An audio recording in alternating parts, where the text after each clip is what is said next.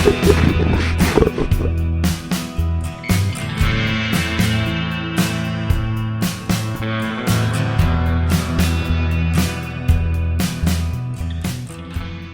книги «Аномальная садка».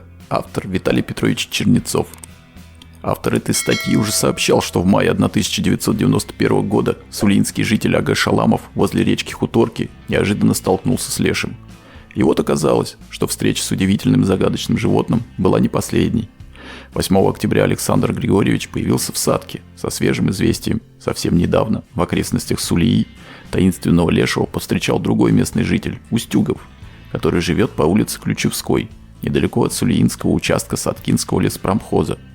Естественно, я попросил А.Г. Шаламова сходить к Устюгову и расспросить о случившемся. Но Шаламов наотрез отказался сделать это, сославшись на работу и большую занятость по благоустройству собственного дома. Упомянутое сообщение о новой встрече с лешим поступило довольно быстро после сравнительно недавней публикации в газете «Саткинский рабочий» моей короткой статьи «Лишачьи болота». И это насторожило меня. Уж не разыгрывают ли меня? Может, это просто утка? Что подумает обо мне Устюгов? Пойдут потом разговоры, что приезжал, мол, из садки какой-то дебил. Засомневался я в тот момент. Но 9 октября без особой надежды на успех я все же поехал в Сулию. И, сойдя на Сулиинском автовокзале, направился со своей проблемой на Ключевскую улицу. Улица оказалась коротенькой, застроенной деревянными домиками с непременными крохотными палисадниками, в которых увидали последние в том году яркие осенние цветы – астры, георгины, мальвы, бальзаминки, календулы, гвоздики. Она расположилась вдоль русла неглубокого оврага или лога, по которому струится чистый горный ключ. Отсюда, видимо, и пошло название улочки Ключевская. У левого борта оврага я увидел изумрудно-зеленый конус высокого кургана. У его подножья по желобам текла родниковая вода. Прямо за курганом начинался лес, а по логу темнела густая ольшанниковая урема, в зарослях которой рождались многочисленные звонкие ручейки. «В котором доме живет Устюгов?» – спросила я первую встретившуюся мне женщину. «Василий Степанович живет за этой шишкой наискосок, в 5-м доме от угла переулка», – охотно ответила женщина, и по тону ее речи я понял, что Устюгова здесь хорошо знают и уважают. У меня как-то сразу отлегло от сердца, и я уверенно заторопился по указанному адресу. Дом за шишкой, то есть за зеленым курганом, я разыскал с первого захода и сразу же представился хозяину. Хочу коротко рассказать читателям, что Устюгов Василий Степанович поселился в Сулие в 1943 году. Более 40 лет отработал на железной дороге, в основном на автоблокировке. Дом, в котором живет с семьей, построил сам в 1957 году. Устюгов казался очень вежливым и обходительным собеседником, поэтому наш разговор стал весьма обстоятельным и продуктивным. Чтобы снять неопределенность своего положения, я в 2-3 словах объяснил цель моего визита и тут же задал мучивший меня вопрос. «Василий Степанович, я слышал разговор, что недавно вы видели лешего. Скажите, правда ли это?» «Правда», – заулыбался Василий Степанович. «Только видел лешего я не один, а с соседом Антоном Кондратовичем Альбертом. Он живет рядом, вот в этом переулке за моим домом. Но Антон сейчас на работе. А как это случилось и где? А случилось это за нашими ключами». И Устюгов показал рукой на лес и ольшанниковые уремы. «Сколько я тут живу, все мои соседи пасут скот за этим лесом на поляне. Сычевкой эту поляну зовут. Туда гоняем коров и телят до самого снега. Было это, кажется, в субботу, 28 сентября, часов в 7 вечера. Сейчас ведь рано темнеет, уже сумерки подбирались. Пошел я за коровой и вскоре увидел ее на Сычевке возле леса. Тут же недалеко в кустах другая скотина кормилась. Когда до коровы осталось метров 150, я услышал свист. Неожиданно из кустов проворно выскочил какой-то здоровый, сильно высокий, с ног до головы черный человек. За считанные секунды он просквозил возле коровы и исчез в лесу. Хотя было не так уж темно, я не успел как следует его разглядеть и сообразить, кто это был. Не мешкая и не раздумывая долго, я направился в то место, откуда донесся свист, и на противоположной стороне кустов увидел своего соседа, Антона Кондратовича Альберта. Он кругами расхаживал по поляне, держа в обеих руках длинный шест и махая им над головой то в одну, то в другую сторону. На кончике шеста болталась Антонова фуражка светло-кофейного цвета. «Ты что, Антон, делаешь?» – не поняв, в чем дело, спросил Василий Степанович. «Летучую мышь гоняю. Вот привязалась ко мне, так и норовит в голову вцепиться. Один раз так по макушке когтями процарапала, будто каленым шилом провела. Устюгов посмотрел вверх и действительно, по облегшем вечернем небе увидел летучую мышь, которая виртуозно, как большая необыкновенно элегантная бабочка, порхала возле фуражки и старалась всадить в нее свои крепенькие, крохотные, остренькие, как мелкие иголочки, хищно растопыренные коготки. «Это ты свистел?» – спросил Василий Степанович соседа. «Я», – ответил Антон Кондратович. «А зачем?» Антон Кондратович помедлил, а потом как-то сконфуженно сказал: «Вот я тебе сейчас что скажу, а ты не поверишь. Ну говори. Понимаешь, вот пришел я за коровой, нашел ее, хотел домой гнать, а тут привязалась ко мне летучая мышь. Фуражка-то светлая, она и липнет на белый цвет. А тут кто-то в кустах как засвистит. Я подумал, что кто-то из соседей корову ищет. Взял и тоже свистнул. А потом смотрю, из кустов выскочил какой-то здоровый, страшный, сильно высокий, весь черный мужик. Он быстро пролетел около меня и скрылся в твою сторону. Я видел его. В чем он был одет? В пиджаке?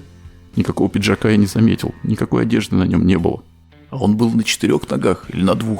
Какие там 4 ноги? На 2 ногах он был. Поговорили, поудивлялись. Устюгов с Альбертом насчет черного мужика и погнали коров домой по знакомой тропинке. На этом все и закончилось. В конце рассказа я спросил Василия Степановича: «Скажите, а как вы догадались, что на Сычевской поляне встретили именно Лешего? Сейчас частенько стали писать о снежном человеке. Вот на него я и подумал. Вы ведь давно здесь живете. Доводилось ли вам раньше слышать разговоры о встречах с лешими в окрестностях Сулии?» «Нет, раньше не слышал. А вот недавно услышал от своей внучки. Она приезжала, когда был последний выходной. Учится внучка в 3 классе. Живет в Новой пристани. Конечно, я рассказал ей. Да не только ей, а всей родне о встрече на поляне. Она внимательно выслушала и удивленно сказала: «Дедушка, я слышала, что на Блиновке часто видят Лешего. Дело в том, что в Новопристанинской школе учатся блиновские ребятишки. Они и разнесли весть о своем блиновском лешем, которого кто-то заметил. Больше я ничего другого не знаю. Лучше вам самим съездить в Блиновку, где бокситы добывают». Но о блиновском лешем ничего выяснить не удалось. Было бы, конечно, любопытно узнать о нем от очевидцев. Желательно, чтобы они сами рассказали об виденном читателям на страницах местных газет. Есть и другие косвенные доказательства пребывания леших в сулиинских лесах. Летом 1991 года на покосах некоторых сулиинцев были замечены определенные странности, которые раньше не наблюдались. На покосе Юрия Зуева, он сосед Ага Шаламова, который страдует на северном склоне Слуинского хребта возле 1871 километра, однажды кто-то съел оставленную на ночь вареную картошку, выпил молоко и полностью употребил недоеденную похлебку. У соседа Ю Зуева по покосу Петра Щербинина тоже оказались съеденными продукты, которые он берег как запас впрок на сенокосное время.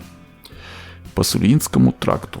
В июне 1991 года Алексей Александрович Наскин, директор Саткинской реалбазы хлебопродуктов, ехал на мотоцикле «Урал» из Сулии в Сатку.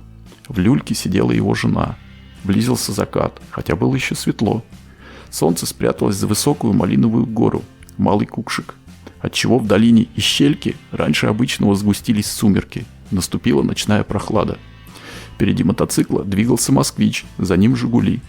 Неожиданно «Москвич» почему-то остановился, и 2 сидевшие в нем на заднем сидении женщины так и прилипли к левому боковому стеклу. «Жигули» стали объезжать «Москвича». За ними последовал и Наскин на своем «Урале».